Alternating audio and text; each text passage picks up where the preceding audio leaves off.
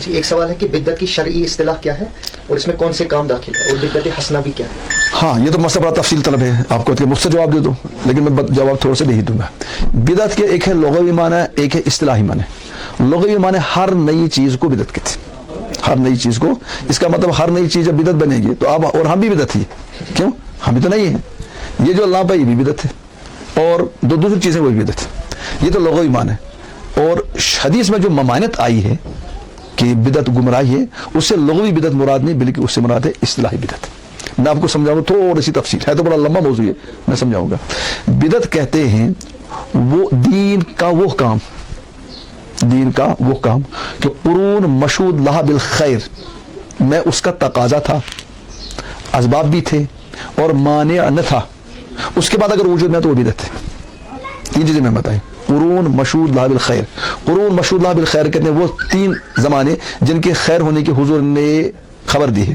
خیر القرون قرنی ثم الذین یلون ثم الذین یلون، حضور اسلام کا زمانہ، صحابہ کا زمانہ اور تابعین وغیرہ کا زمانہ، اس کو کہتے ہیں قرون مشہود لہا بالخیر، وہ زمانہ جس کے خیر کی اللہ کے نبی پاک نے خبر دی، شہادت دی۔ ان تین زمانوں میں اگر کوئی دینی کام اس کا تقاضا تھا، یعنی ہونا چاہیے تھا، تقاضا تو ہونا چاہیے تھا اور اسباب بھی تھے، یعنی اگر کرنا چاہتے کر سکتے تھے، مانع نہیں تھا، یعنی کوئی روک تھام نہیں تھی اس کی، اس کے بعد بھی اگر نہیں ہوا، وہ بعد میں ہوا، اس کو کہیں گے بدعت، اس کو کہیں گے بدعت۔ اس کے بعد اگر ان تین چیزوں میں کوئی چیز چھوٹ جائے اس کو ہم بدعت نہیں کہیں گے۔ مثال کے طور پر ہم کہتے ہیں ہوائی جہاز سے اڑنا، تیز سواری، اس کو ہم بدعت نہیں کہیں گے، کیونکہ تقاضا تو اس زمانے میں تھا، ہر ایک کو تمنا تھی اڑے تیز چلیں گے، لیکن اسباب نہیں تھے۔ تقاضا تو تھا لیکن اسباب نہیں تھے، اس لیے ہوائی جہاز وغیرہ کو ہم بدعت نہیں کہیں گے۔ یہ بجلی چاہتا تھا اس زمانے میں انسان اچھی لائٹ ہو، لیکن اسباب نہیں تھے، بجلی نہیں تھی، تو اس لیے اس کو بھی ہم بدعت نہیں کہیں گے۔ تو کچھ لوگ کہ یہ بدعت ہے، یہ بدعت اصطلاحی شرعی بدعت نہیں ہے، کیونکہ اس زمانے میں اس کا تقاضا اگر تھا لیکن اس کے اسباب نہیں تھے۔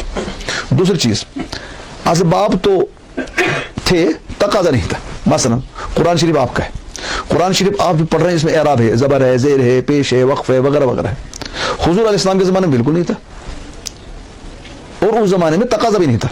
تقاضا مطلب یہ تھا کہ ہر انسان پڑھتا تھا، زبر زیر کے بغیر اہل لسان تھے، وہ زبان جاننے والے تھے اور ماہرین تھے، اس لیے ان کو اس کی ضرورت بھی نہیں تھی۔ بعد میں اس کا تقاضا پیدا ہو گیا کہ ہم جیسے لوگ قرآن کو زبر زیر کے بغیر پڑھ نہیں سکتے تھے، تو اس زمانے میں تقاضا نہیں تھا، بعد میں اس کا تقاضا آ گیا، اس لیے اب اس کو ہم بدعت نہیں کہ، حالانکہ حضور کے زمانے میں نہیں تھا۔ تیسری چیز، اسباب بھی ہیں، تقاضا بھی ہے، لیکن مانع تھا۔ مثلا آج ہم رمضان کے میں تراویح پڑھتے ہیں اور 20 رکعت تراویح پڑھتے ہیں، جماعت کے ساتھ پڑھتے ہیں۔ نبی پاک صلی اللہ علیہ وسلم کے زمانے میں 3 دن ہی جماعت کے ساتھ نماز ہوئی۔ اب اگر کوئی کہے گا یہ تو بدعت ہے، کیونکہ حضور کے زمانے میں 3 دن کے علاوہ آج پورے مہینے پڑھتے ہیں، ہم کہ یہ بدعت نہیں ہے۔ کیوں؟ کہ حضور علیہ السلام کے زمانے میں جو پورے مہینے نہیں رہی، اس کی وجہ ایک مانع تھا، ایک عذر تھا۔ حضور نے فرمایا صلی اللہ علیہ وسلم نے کہ اگر میں اس کو کنٹینیو پڑھوں تو یہ آپ کے فرض بن جائے گی، پھر اس کو تم ادا نہیں کر پاؤ گے، تو یہ ایک مانع تھا، ایک عذر تھا۔ جب حضور اسلام نے اس وجہ سے پردہ کیا تو اب وہ مانع ختم ہو گئے۔ اب جب مانع ختم ہو گیا تو اب ہم اس کو بدعت نہیں کہیں گے۔ تو وہ 3 چیزیں آ گئی، ایک تو میں نے بتایا گا یہ ہوائی جہاز اور دنیا کی جو ہم اس وقت ضرورت ہے، ہم بدعت میں داخل نہیں کریں گے، کیونکہ اس زمانے میں تقاضے تھے تو اسباب نہیں تھا۔ قرآن کا اعراب ہے، قرآن کا اعراب ہے، یا احادیث کے بارے میں ہم دیکھتے ہیں، جرح ہے، تعدیل ہے، صحیح ہے، اور اسماء رجال پر بحث ہے، نحو ہے، صرف ہے، یہ سب چیزیں جو ہے اس زمانے میں اسباب تو تھے لیکن تقاضا نہیں تھا، اس لیے ہم ان کو بدعت نہیں کہیں گے۔ اور قرآن کا جو اعراب ہے اس زمانے میں تقاضا نہیں تھا لیکن اسباب تھے، بعد میں ضرورت پڑی، اس لیے اس کو ہم بدعت نہیں کہیں گے۔